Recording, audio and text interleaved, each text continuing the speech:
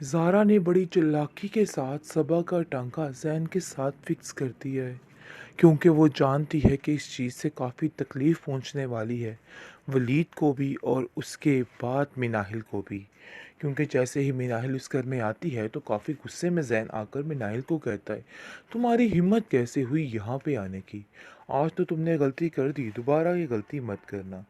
जिस पर ज़ारा भी उसको यही तनकीद करती है और कहती है कि ख़बरदार, तुमने आज के बाद यहाँ आने की जुर्रत भी की, मैं तुम्हें कतई इस चीज़ के लिए बर्दाश्त नहीं कर सकता। आप देखेंगे कि ज़ारा को साफ साफ जवाब मिलता है और वो कहती है कि ख़बरदार, तुमने आइंदा से मेरे बारे में कोई भी ऐसी मनगढ़ंत बात करने की हिम्मत की या जुर्रत की, मैं तुम्हें कभी इस चीज़ के लिए माफ़ नहीं कर सकती। ये बात बिल्कुल तय और फाइनल है कि तुम्हें अब सिर्फ़ और सिर्फ़ जो सोचना है, वो अब अपना ही सोचना है। लेकिन मिनाहिल भी इस नतीजे पे पहुंच चुकी है कि इन लोगों को इनकी हरकत का जवाब देना ही होगा, क्योंकि ये लोग इस काबिल नहीं हैं कि इनको छोड़ दिया जाए या इनसे मुंह फेर लिया जाए। इसलिए वो ज़ारा को कहती है कि देखो, अगर मैं चुप हूँ, खामोश हूँ, तो इसका मतलब ये नहीं है कि आप लोग मेरे सर चढ़कर बोलते जाओ। मुझे भी बोलने का हुनर आता है और मैं चाहती हूँ कि बस आप लोगों के सामने खामोश रहूँ, लेकिन आप लोग इस काबिल नहीं हो। नरगिस काफ़ी गुस्सा ठंडा करने की कोशिश करती है मिनाहिल का और कहती है कि जाने दो उन लोगों को मुंह लगाने का कोई फ़ायदा नहीं और तुम्हें बिल्कुल भी परेशान नहीं होना है, सब ठीक हो जाएगा। लेकिन जी आप देखेंगे कि जानती है मिनाहिल बड़े अच्छे तरीके से कि वो कितने टेढ़े किस्म के लोग हैं और कभी भी ठीक नहीं हो सकते। ये सरासर उनकी बेवकूफ़ी है, क्योंकि वो सही होने वालों में से नहीं हैं। वो हमेशा गलत ही रास्ता चुनेंगे और गलती पर ही होंगे, क्योंकि उनसे ये चीज़ें बर्दाश्त नहीं हो रही जिस तरीके से वलीद ने उसको अपना कर उसकी सारी ज़िंदगी संवार दी है। ये बात उनके लिए काफ़ी ज़्यादा तकलीफ़ देह है और वो ये बात कभी भी नहीं भूल लेकिन सकते। अफसोस की बात यह है कि आपने भी मुझे नहीं समझाया।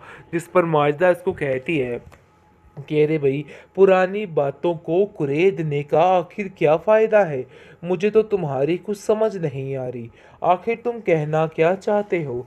जिसको सुनकर वो कहता है कि आपकी वजह से ही ये सब कुछ हुआ है।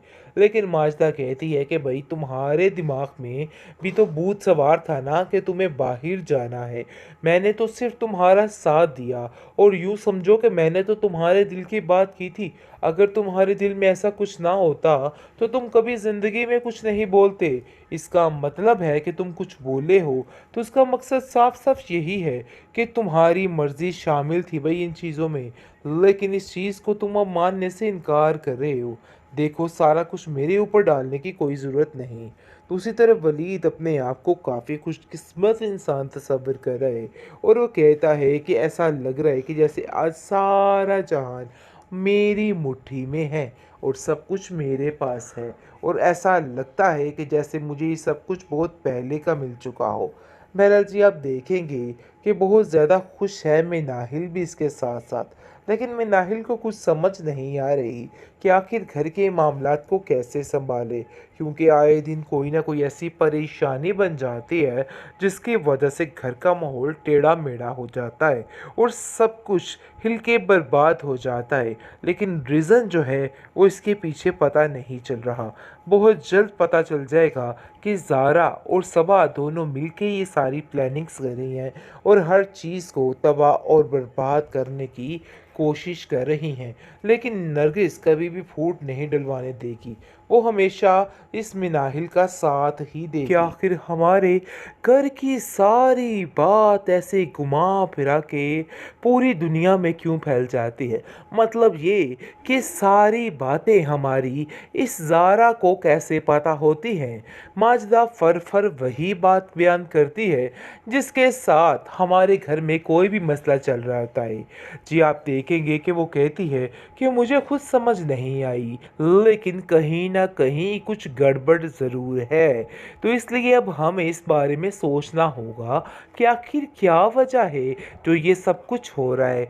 जिसको सुनकर वो कहती है कि मुझे तो ऐसा लगता है कि जैसे ज़ारा की या फिर सबा की आपस में बातचीत है, क्योंकि कुछ ना कुछ तो ऐसा है जिसकी वजह से दो खानदान तबाह बर्बाद होके रह गए। सबा काफ़ी ज़्यादा हैरान होती है ज़ारा की बातें सुन के, क्योंकि ज़ारा हर दफ़ा कोई ऐसा अनोखा चुटकुला मार देती है कि हर तरफ परेशानी सी बन जाती है और ऐसा लगता है कि भाई सब कुछ तबाह हो गया। लेकिन ज़ारा को खुद समझ नहीं आ रही कि आखिर ऐसा क्या मामला हो गया जो इन लोगों ने मिनाहिल को पक्का पक्का ही अपने घर में रख लिया। लेकिन जी आप देखेंगे कि नरगिस जो है वो कहती है कि अब हमें बहुत मोहतात रहना होगा, किसी भी तरह से इन लोगों को कुछ खबर नहीं होनी चाहिए, क्योंकि मैं जानती हूँ कि ये लोग कुछ ना कुछ ऐसा मामला तय कर रहे हैं जिसकी वजह से परेशानी बन सकती है। दूसरी तरफ जैन का रो रो के बुरा हाल हो चुका है और वो हालो बेहाल हो चुका है, क्योंकि उसको समझ आ चुकी है कि नहीं भाई, मामला काफ़ी संगीन, काफ़ी ख़राब है।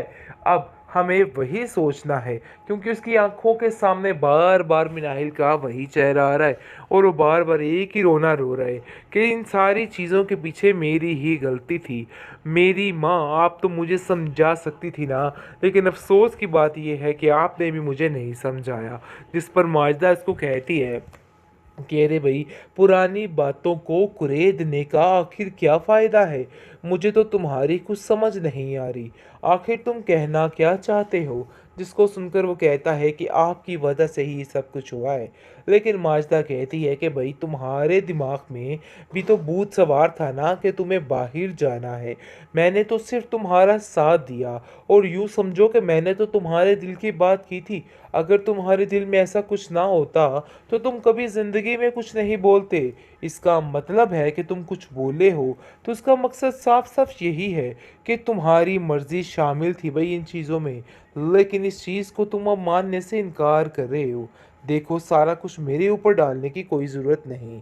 दूसरी तरफ वलीद अपने आप को काफ़ी खुशकिस्मत इंसान तस्वर कर रहा है और वो कहता है कि ऐसा लग रहा है कि जैसे आज सारा जहान मेरी मुट्ठी में है और सब कुछ मेरे पास है, और ऐसा लगता है कि जैसे मुझे ये सब कुछ बहुत पहले का मिल चुका हो।